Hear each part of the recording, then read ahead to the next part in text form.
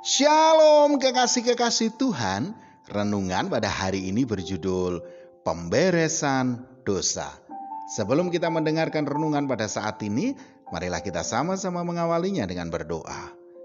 Bapa, di dalam nama Tuhan Yesus Kristus, ya Roh Kudus, ampunilah akan setiap dosa pelanggaran kami ya Tuhan.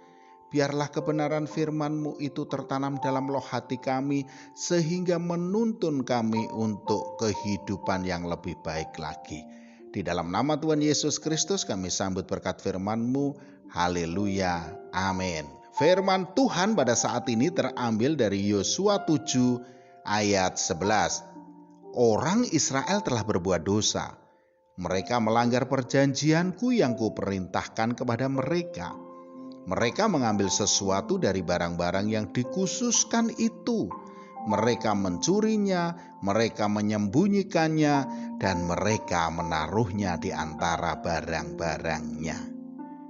Kekasih-kekasih Tuhan, salah satu belenggu bagi manusia yang susah untuk dibebaskan adalah cinta akan harta duniawi. Ketika hal ini sudah mengikat seseorang, maka konsekuensinya adalah dia akan diperbudak olehnya. Ciri-ciri orang yang sudah terbelenggu akan harta duniawi atau kehidupan keduniawian salah satunya adalah segala sesuatu dinilai dengan uang dan hidupnya dikendalikan juga oleh uang. Ada satu pengajaran yang baik dalam Alkitab mengenai cinta uang atau harta ini.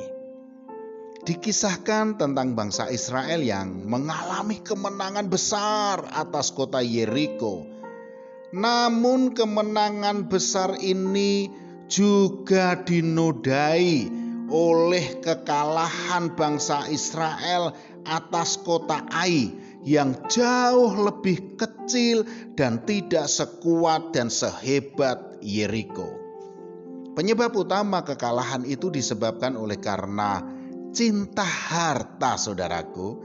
Ada seorang yang bernama Akan yang tergoda akan harta sehingga ia berani melanggar perintah Tuhan.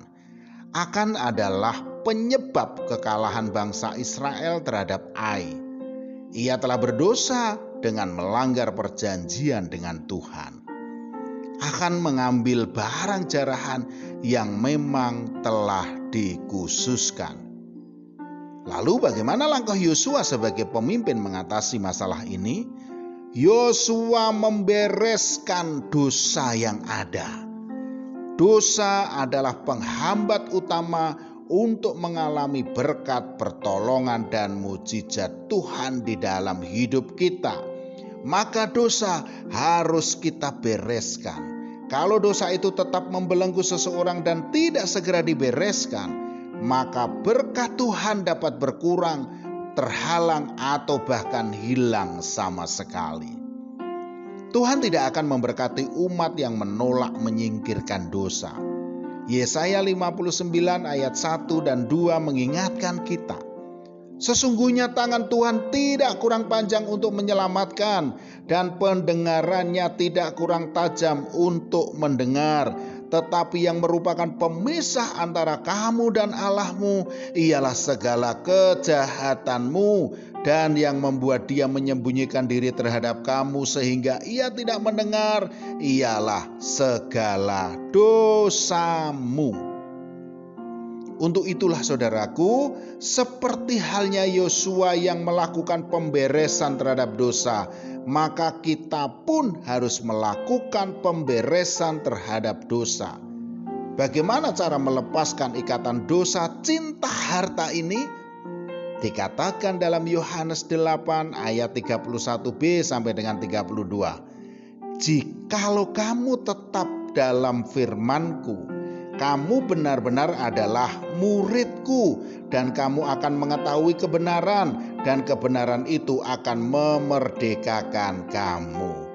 Kuncinya adalah tinggal dalam firman-Nya dan melakukan kebenarannya, maka kita akan dibebaskan atau dimerdekakan dari belenggu dosa ini. Amin. Mari kita berdoa. Bapa, di dalam nama Tuhan Yesus Kristus ya Roh Kudus, ampunilah dosa-dosa kami ya Tuhan. Ampunilah kecintaan kami akan harta duniawi yang sementara sifatnya. Ampunilah ucapan, tindakan, pikiran kami yang tidak berkenan di mata-Mu. Seperti kami juga mengampuni orang-orang yang bersalah terhadap kami. Dalam nama Tuhan Yesus Kristus. Amin. Selamat beraktivitas dan tetap semangat. Tuhan Yesus Kristus memberkati.